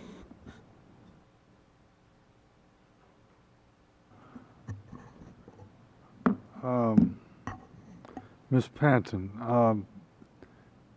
I have a friend who runs an organization called the Military Children's 6 Foundation. I'll give you her number after we're finished. Did you happen to get in touch with the student advocate? You talked to the ombudsman, but did you get in touch with the student advocate? I don't believe so.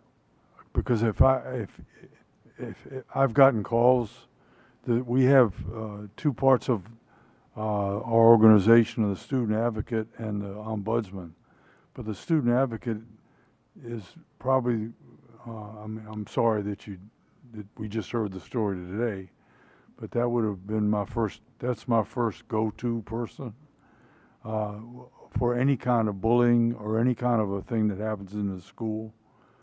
But I guess I hate to say it's too late now, but I think that if you could talk to my friend, you might be able to get some help with that too. Okay, so I'll give you her number after we finished. Thank you all very much. There's so many different agencies. Yeah, well, this is outside, right, this is outside of, it's not a government agency. She's a colonel, a retired colonel in the Representative Reed. Yeah, that's one of the hurdles of our city is often folks recommend other people, and it's like the parent wants a solution. And it's often not good customer service to keep passing people along to other people, especially in a dire need, as what you mentioned, the situation with your son. And literally, there's an email chain in my inbox with something similar with the special education issue where someone's getting ping pong back and forth. And it also just goes to the question of like, who principals the principal?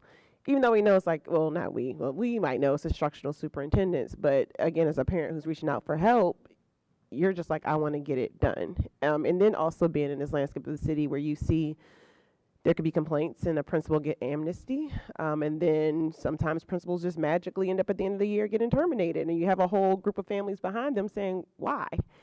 So wherever we can get that consistency for how do we support our principals, but also have accountability measures when necessary, and B, like just streamlining the process when people need help. It might be more people on the back end that's supporting, but we don't need to keep ping-ponging families who are in need to more people. So it just kind of makes me think about like how we address certain processes. So I'm sorry you got caught up in the people soup. I'm glad that you got your situation resolved before any harm was further done. But it just makes us think about how we support families in the city. So thank you for coming to reiterate your story, even though you have a solution. It's greatly appreciated. Ms. Bies, I'm curious about the hub. Like, what does it look like? And I don't know if I heard this tonight. Like, describe, like, what will it look like? How does it function? My worry oftentimes is like we stand up, we stand up a center or something, and we have a lot of people who are around the table who are really excited about the topic, but the schools don't feel it.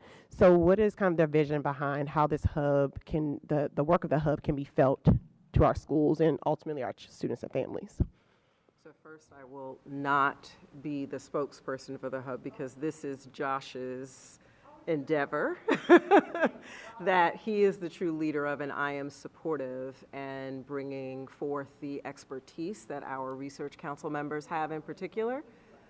But I am wholeheartedly in support of what he has developed to date, and it is not singularly Josh. It is him with a number of partners, including our LEAs, who have stood up and said we've got really good resources and information that need to be disseminated broadly that go beyond our specific school community. And so folks like Pat Brantley at Friendship, where they have done the work, they are willing to share. And so this is a hub that enables some of those practices that they have done to live. Additionally, they've identified other ways that you can create learning communities. So there's a whole host of recommendations on that hub, but it is a site right now, and it is the impetus for the future work that we look to be able to do. Representative Best. So, I've spent about, I guess, 9 years working with schools and school leaders on not only how they communicate, but what they do and how they do that. So it kind of hurts my heart when I hear this. Lets me know that we still have a lot of work to do. Thank you for sharing. Feel free to reach out to me whenever, brandon.best@dc.gov. Even though it's not my ward, here to help. My next part was for Josephine.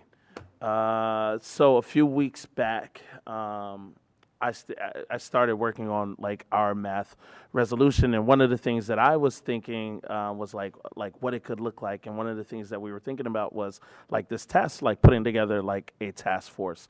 But really, after listening with like the collaborative, the offerings of the collaborative and the math hub, I'm wondering if that would be like repetitive. Especially, I think we do have a member who's also part of the collaborative's community advisory committee, And so I'm now starting to think like, well, maybe it's like, what can we learn from you all, and get closer to or quicker to the work? Not really a question, but still open. Yeah.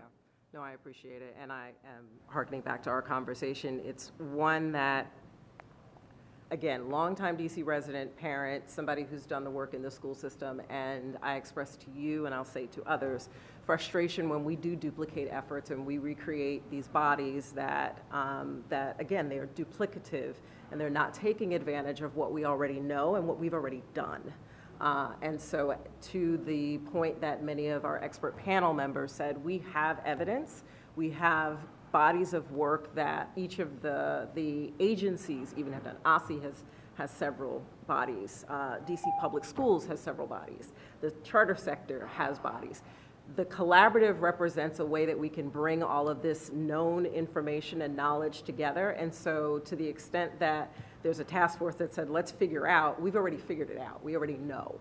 So what is the means by which we can take what we already know, use bodies that currently exist, and maximize that time and effort? What I really am concerned about is, and not specifically stating that this is what you would do, is that if you stand up a task force that has to have appointed members, we have to go through MOTA and do all of the things, and it's a year before we do anything.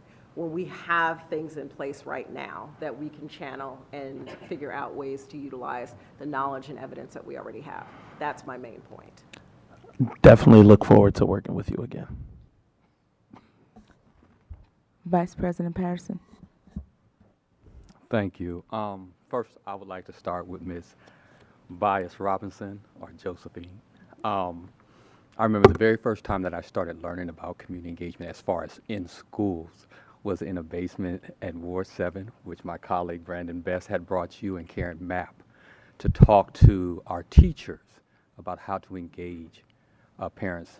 I still use a lot of what you said in that conversation that we had, that parent engagement is not a program or a series of programs, but it's actually a practice. Brandon knows I say that a lot, and that informed me a lot on my work and stuff like that, just from my first couple days, and I was privileged to have you, so thank you. I want you to give you those flowers because you have informed my work a lot. To Ms. Banton, I want to apologize personally. And the reason I'm apologizing personally because my child went through a very similar situation as yours. Coming out of the pandemic, struggled mightily. I'm just going to state publicly, I think my child got the type of attention they got because at the current time I was on the State Board of Education. People listened to me. When I went to the school and said, this needs to happen with my child had to spend time literally at Children's Hospital because of what he was going through. It was a very traumatic time for me and my wife. I am also military, so I understand the confusion of when you move into a city with a child and you're trying to find out and navigate the resources that you need, and you're brand new to it, and the military doesn't really give you, they just tell you where you're going. They give you your assignment, and you land there, and then as a parent, you have to navigate. And that's why I'm apologizing personally, because I went through it, and instead of saying, my problem is solved, my child is good, he's starting to prosper and stuff like that, I didn't think, what should I be doing so that no other parent goes through what me and my wife just went through? I say all this to say that I look forward to working with you. You asked very specifically, how can we streamline this system so that it doesn't happen to the next family? What happened to me, what happened to you, we're thankful. We are thankful that your child got through it, you got through it, but let's make sure that this doesn't happen to the next family. We're blessed. We are blessed. We got through it. But at the same time, no one should have to go through what you went through, or partially what I had to go through, to get their child the help that they need and get to the right person. Representative Dr. Reed said it best. Being passed person to person, that is not a good process. Trying to find out what you need, you can lose a child. So I look forward to working with you. And thank you for coming and raising it again in my mind, so I will work with you. President Thompson.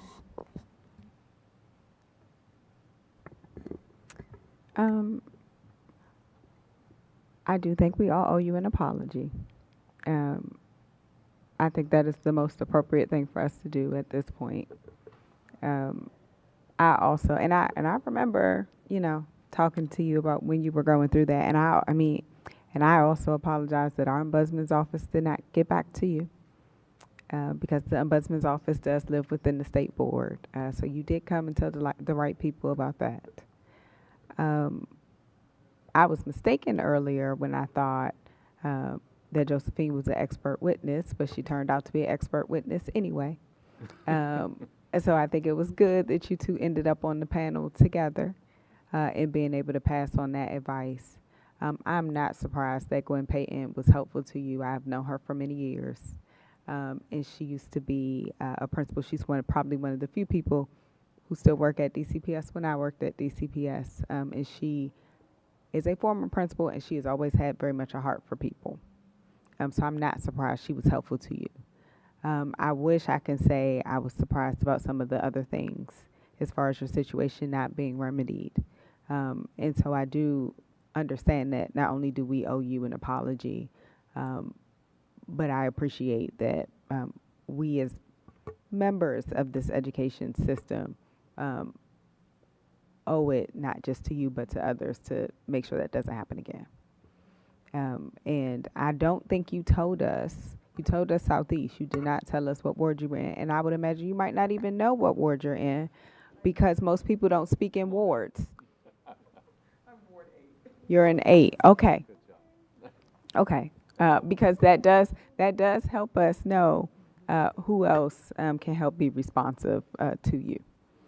So thank you for sharing that as well. I will yield the rest of my time because I'm not sure there's much more to be said, but I do want to thank both of you all for being with us this evening.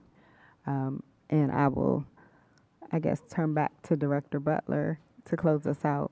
Absolutely. Thank you both for your testimony this evening. Madam President, I'll turn it over to you to adjourn the meeting.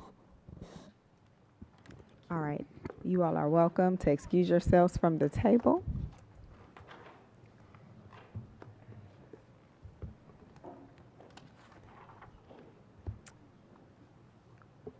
All right, I believe I'm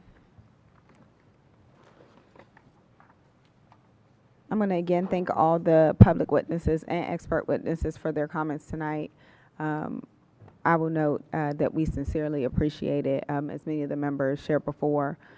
Since the ceremonial resolution for Dr. Grant was our only administrative item for this evening, I'm going to move us pretty quickly to new business.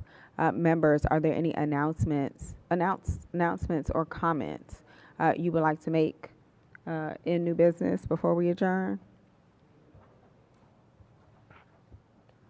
All right, I don't see anyone rushing to do an announcement. I will just reiterate that our application for the Student Advisory Committee is open. It is open through June 15th.